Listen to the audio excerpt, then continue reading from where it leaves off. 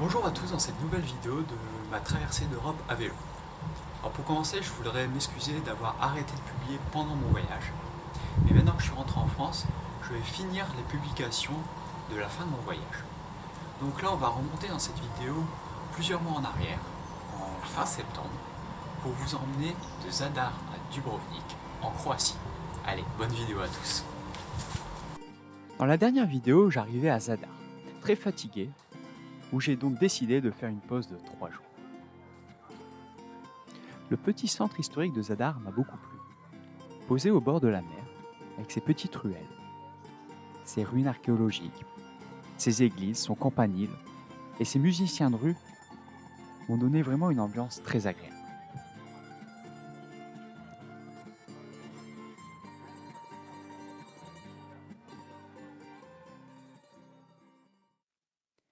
La ville est également connue pour être assez jeune et assez festive. Or le soir, au moment du coucher de soleil, des concerts s'improvisent au bord de la mer. Les gens se mettent à danser. L'ambiance est vraiment chouette. Et la nuit tombée, le salut du soleil, cette œuvre artistique se réveille. Avec ses milliers de petites lumières, sublime la nuit de Zadar, bercée par l'orgue maritime situé juste au bord. La variété musicale à Zadar était assez forte car j'ai également assisté à ce concert, puis ensuite à un festival d'orgue qui contraste assez fort avec la musique de boîte de nuit qu'on peut entendre dans la rue toute la nuit.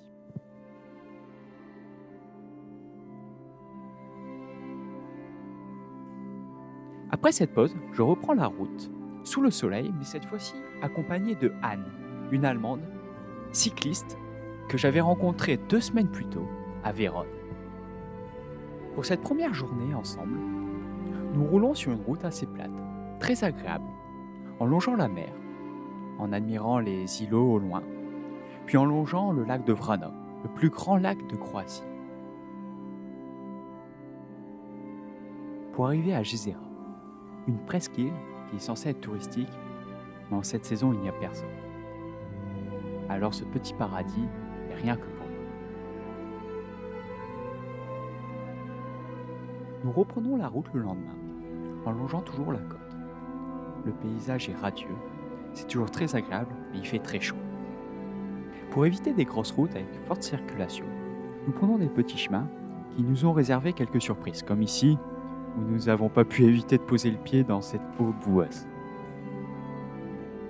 À midi, il fait déjà très chaud, et nous faisons une pause dans la ville de Šibenik, une ville très charmante, avec ses ruelles, ses petits volets verts, et sa cathédrale dans le style Renaissance.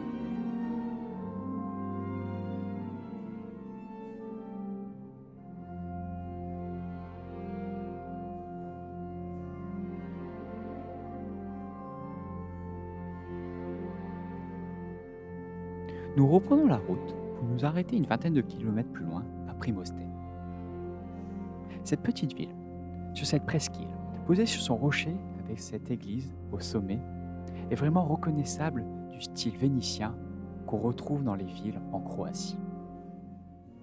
Ici, j'ai trouvé un camping des plus improbables, fabriqué par son propriétaire pendant plus de 50 ans, fait de terrasses, de balcons, d'escaliers qui vont dans tous les sens. C'est vraiment très original.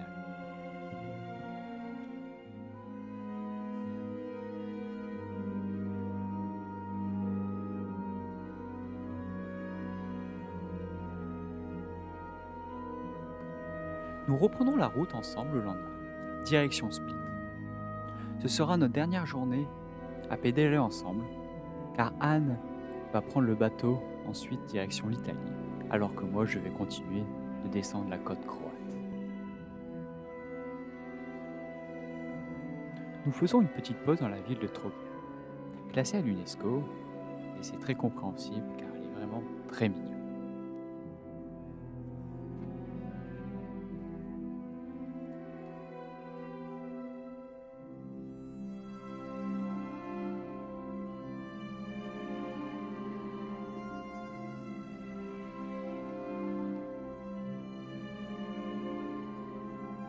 Nous faisons une petite sieste sur des bancs au bord de la mer, avant de reprendre la route avec un vent très fort qui nous fatigue beaucoup. En s'approchant de Split, on voit au loin une immense ville avec beaucoup d'immeubles, pas très sexy, qui ne nous motive pas beaucoup. La circulation est en plus très dense. Quand on rentre dans la ville, on est content d'enfin trouver une piste cyclable. Le centre-ville que je visite le soir est bien plus joli, avec ses ruines antiques, telles que ce palais de Dioclétien.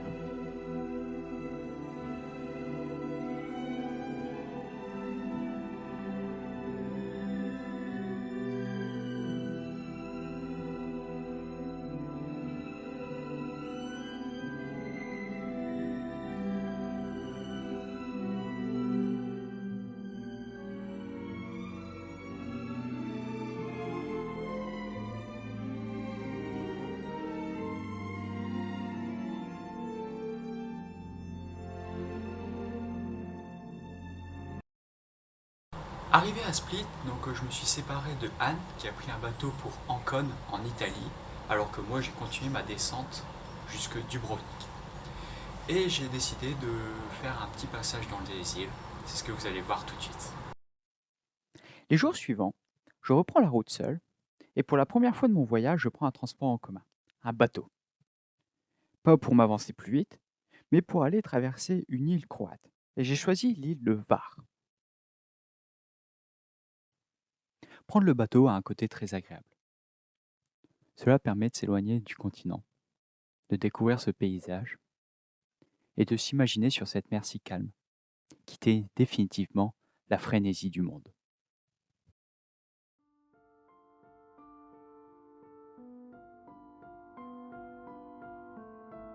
Cette île de Var me semble si paisible, si loin de toutes les préoccupations du monde.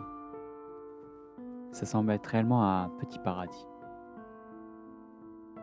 En cette période, il y a très peu de touristes, alors c'est encore plus agréable.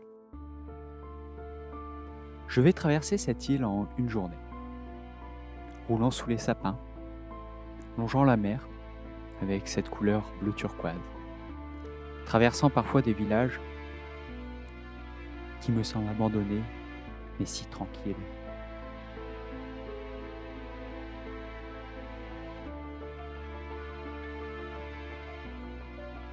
Roulant dans mes pensées, je constate ici que j'ai vraiment de la chance.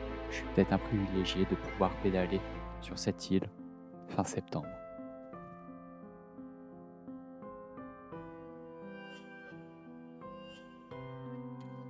La deuxième partie de l'île me remet dans la réalité que je suis actuellement sur un vélo et que je dois pédaler. Et quand ça grimpe, même si le paysage est beau, ça fait toujours mal aux jambes. Alors j'enchaîne les dénivelés pour monter petit à petit, puis redescendre, puis remonter, tout en admirant le paysage.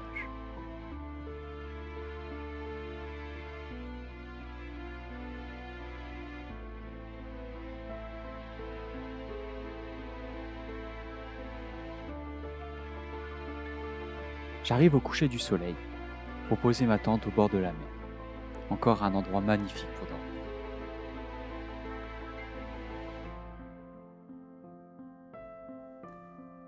Le lendemain, je me réveille assez tôt pour faire les derniers kilomètres sur cette île, pour atteindre l'embarcadère et reprendre le bateau pour revenir sur le continent.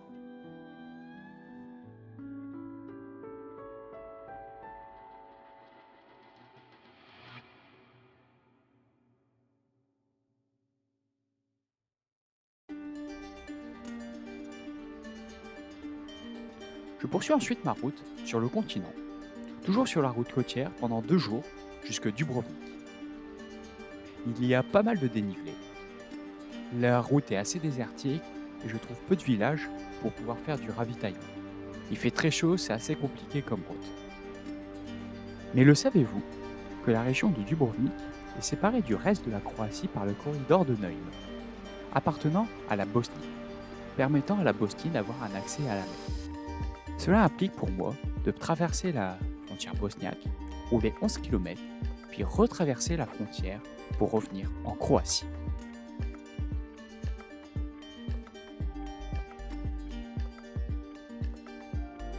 Après une petite pause pour passer la nuit au bord de la mer, J'ai poursuivi ma route le lendemain, toujours le long de la côte, toujours avec beaucoup de dénivelé, pour arriver jusque la ville de Dubrovnik.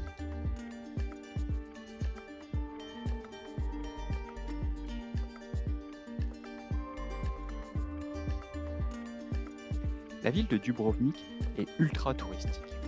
Tout d'abord parce qu'elle est très jolie, avec sa fortification au bord de la mer, et plus récemment parce qu'elle a été le lieu du tournage pour le film de Game of Thrones.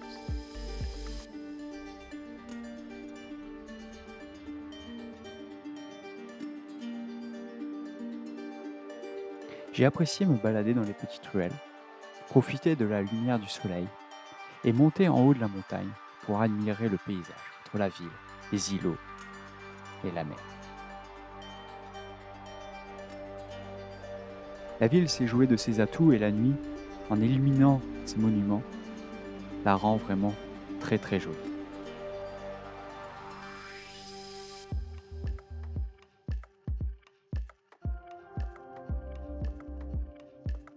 Merci à tous d'avoir regardé la vidéo jusqu'au bout. N'hésitez pas à mettre en commentaire des remarques pour améliorer les prochaines publications. Et je vous dis à très bientôt dans une prochaine vidéo où je vais vous emmener au Monténégro. Ciao!